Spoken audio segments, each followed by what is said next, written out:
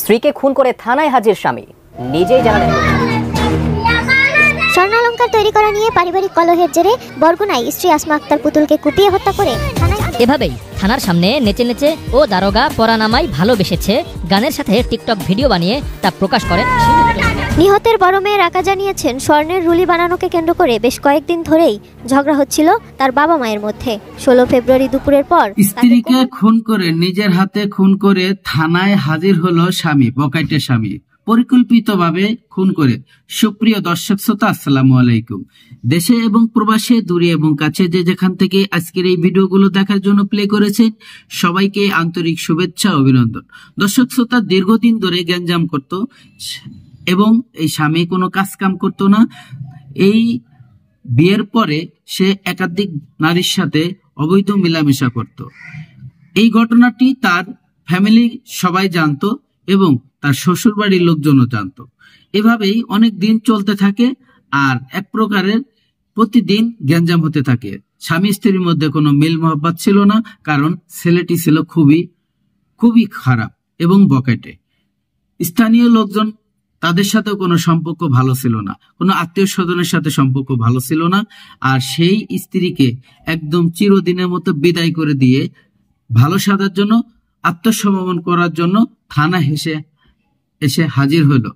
সুপ্রিয় দর্শক শ্রোতা, এই ভিডিওটি সোশ্যাল মিডিয়াতে প্রচুর পরিমাণে ভাইরাল, ইতিমধ্যে হয়তোবা আপনিও দেখেছেন। কিন্তু এটা কি কোনো ভালো কাজ করেছে, সে কি থানায় এসে, না খারাপ কাজ করেছে, অবশ্যই আপনারা কমেন্টে জানাবেন। হয়তো সে আত্মসমর্পণ করার জন্য নিজের ইচ্ছা, সে জানে যে আমি হয়তো পালাতে পারবো না, কেউ হয়তো আমাকে ধরিয়ে দিবে আর আমি বেশি দিন চেষ্টা করলেও পালিয়ে থাকতে পারবো না। প্রিয় দর্শক, যে অন্যায় করে সে অন্যায়ের অপরাধ সে বুঝতে পারে যে আমার সাজা হতে পারে। দর্শক শ্রোতা, দীর্ঘদিন ধরে এই তার বোর উপরে যে অত্যাচার নির্যাতন চালিয়েছে তার ফ্যামিলিগত সবাই মিলে, তারই ফলাফল হয়তো এই ছেলেটি পেতে চলেছে। সে হয়তো তার আইন বিচারের সম্মুখীন হবে, বিচারের মুখোমুখি হবে।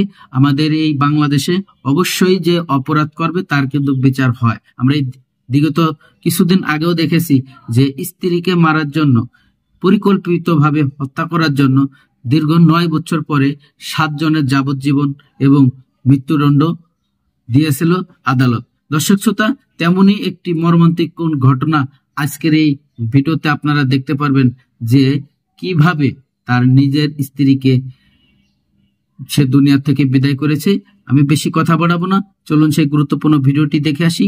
ভিডিওতে যাওয়ার আগে ছোট্ট করে একটি রিকোয়েস্ট করব, দর্শক আপনি যদি আমার চ্যানেলে নতুন বন্ধু হয়ে থাকেন, ভালো লাগলে চ্যানেলটিকে সাবস্ক্রাইব করে রাখবেন, ভিডিওগুলো লাইক কমেন্ট শেয়ার করে দিয়েন, বন্ধুদেরকে দেখার সুযোগ করে দেবেন। দিকে বরগুনা পৌর শহরের কলেজ রোড এলাকায় এ ঘটনা ঘটে। গৃহবধূ আসমা আক্তার ও আবুল কালাম কলেজ রোড এলাকার একটি ভাড়া বাসায় বসবাস করত। তাদের 2টি সন্তান রয়েছে। স্থানীয় প্রতিবেশী ও পুলিশ সূত্রে জানা গেছে, বরগুনা পৌর শহরের গ্যাস সিলিন্ডার ও জ্বালানি তেলের ব্যবসা করতেন আবুল কালাম। চলতি বছরের শুরুর দিকে তারা কলেজ রোড এলাকায় একটি ভাড়া বাসায় বসবাস করতে শুরু করেন। এই বাসায় থাকাকালীন সময়ে স্বামী স্ত্রীর মধ্যে প্রায় টাকা পয়সা নিয়ে কলহ লেগে থাকত।